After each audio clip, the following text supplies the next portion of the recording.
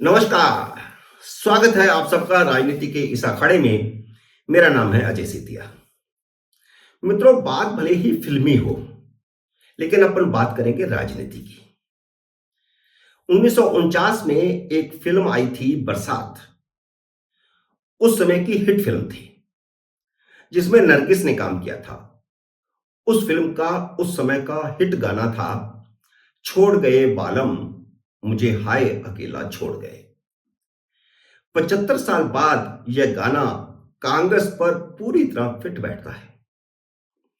फिल्मी दुनिया के सभी चमकदार सितारे कांग्रेस को अकेला छोड़ गए। एक जमाना था जब कांग्रेस के पास फिल्मी सितारों की फौज हुआ करती थी। वह उन्हें प्रचार में खूब इस्तेमाल किया करती थी।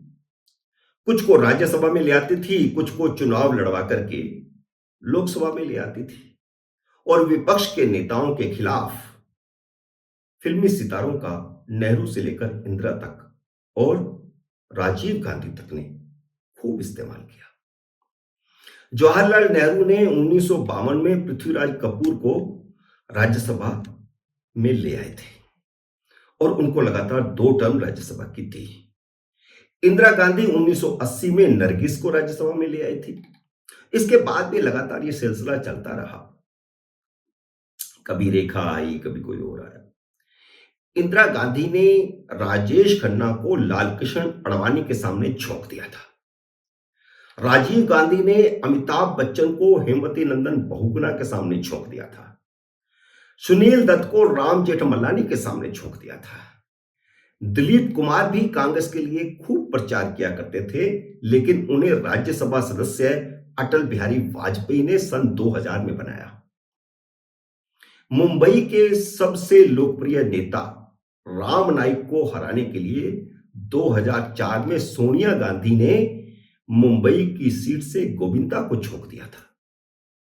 गांधी परिवार ने विरोधी दल के कद्दावर नेताओं को हराने के लिए फिल्मी सितारों का जमकर इस्तेमाल किया, प्रचार में खूब इस्तेमाल किया, और उसके बाद उसकी भाजपा ने भी वही किया। जनता पार्टी बनी तो शत्रुघ्न सिन्हा जनता पार्टी में आए, वह जनता पार्टी के साथ रहे। जनता पार्टी टूटी तो वे भाजपा में आए। भाजपा उनका देश भर में प्रचार के लिए इस्तेमाल करती रही, राज्यसभा में लाती रही, फिर पटना से लोकसभा में भी लाई। लेकिन कांग्रेस की टिकट पर लड़ने वाला कोई फिल्मी सितारा अब सामने नहीं आ रहा है। भाजपा की टिकट पर तो भी लड़ रहे हैं, तृणमूल कांग्रेस की टिकट पर 2-2, 3-3 सितारे लड़ रहे हैं। गोविंदा ने भी अब राजनीति में वापस लौटने का मन बनाया तो शिवसेना का दामन थाम लिया। एकनाथ शिंदे की शिवसेना। अकेले गोविंदा ही नहीं, जिन्होंने कांग्रेस से दूरी बना ली है, बदलते समय के साथ अब फिल्मी सितारे कांग्रेस से दूर हो गए। यह चुनाव शायद कांग्रेस के लिए इसलिए भी सबसे बुरा चुनाव है कि अभी तक फिल्मी दुनिया का कोई भी ऐसा बड़ा चेहरा सामने नहीं आया है जो कांग्रेस के लिए टिकट मांगना तो दूर, प्रचार करने के लिए भी तैयार हो गया हो। दूसरी तरफ कंगना रनौत, अरुण गोविल और हेमा मालिनी भाजपा के उम्मीदवार हैं। छोटे पर्दे पर भोजपुरी फिल्मों के कई सितारे भी भाजपा की टिकट पर चुनाव लड़ रहे हैं। भारत जोड़ो यात्रा में राहुल गांधी का हाथ पकड़कर चलने वाली स्वरा भास्कर भी चुनाव लड़ने के लिए आगे नहीं आ रही। पिछली बार चुनाव लड़ने वाली उर्मिला मातोंडकर भी मैदान छोड़ गई है। वह तो मान रही हैं कि उन्होंने गलती की थी। कांग्रेस से सहानुभूति रखने वाले अनुराग कश्यप, नसीरुद्दीन शाह, जावेद अख्तर, फरहान अख्तर, विक्रांत मैसी, महेश भट्ट, रजा मुराद, दिया मिर्जा कोई भी प्रचार करने को तैयार नहीं है, जबकि इनमें से कई तो पहले प्रचार करते रहे हैं कांग्रेस का। यहां तक कि राजेश खन्ना की बेटी ट्विंकल खन्ना भी प्रचार करने के लिए तैयार नहीं हो रही। और जिस पृथ्वीराज कपूर को जवाहरलाल नेहरू ने 1952 में जब राज्यसभा बनी तो पहला सदस्य मनोनीत किया था, उस कपूर खानदान की दो बेटियां करिश्मा और करीना इस बार एनडीए के उम्मीदवार गोविंदा का प्रचार करती हुई दिखाई देंगी। गोविंदा जब शिवसेना में शामिल होने के लिए आए तो उनके साथ ये दोनों बहनें भी थी।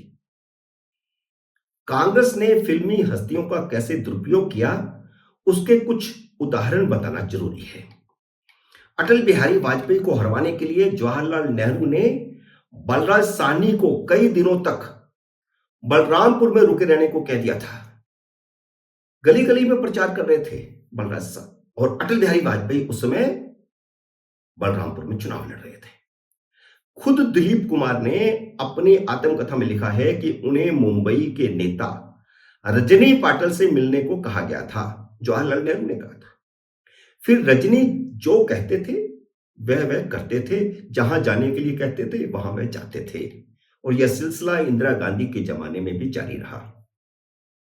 एक बार तो हद हो गई जब संजय गांधी के प्रचार के लिए दिलीप कुमार सुल्तानपुर हवाई अड्डे पर पट्टी पर उतर गए, लेकिन उन्हें वहां लेने के लिए कोई नहीं पहुंचा। 2 घंटे तक इंतजार करते रहे और उसके बाद किसी से लिफ्ट लेकर के रैली स्थल पर पहुंचे तो पता चला कि रैली तो अगले दिन है। सुनील दत्त और हरवंश राय बच्चन से आपातकाल के समर्थन में बयान दिलाए गए थे। सुनील दत्त उस समय जर्मनी में थे जब उन्हें कहा गया कि आप बयान जारी करिए, तो उन्होंने वहां से बयान जो जारी किया उसको पढ़ करके आपको हंसी आ जाएगी। वे लिखते हैं कि न सिर्फ यहां रहने वाले भारतीय इस कदम की सराहना कर रहे हैं इमरजेंसी लगाने की, बल्कि जर्मनी की जनता भी इंदिरा गांधी का समर्थन कर रही है। हरवंश राय बच्चन ने तो खुद अपनी आत्मकथा में यह कबूल किया है कि इमरजेंसी के समर्थन में बयान देने के लिए उन्हें 1976 में पद्म भूषण से सम्मानित किया गया था। लिस्ट बहुत लंबी है, लेकिन आज के वीडियो में इतना ही। उम्मीद है मेरा यह वीडियो आपको पसंद आया होगा। इसे लाइक और शेयर कीजिए।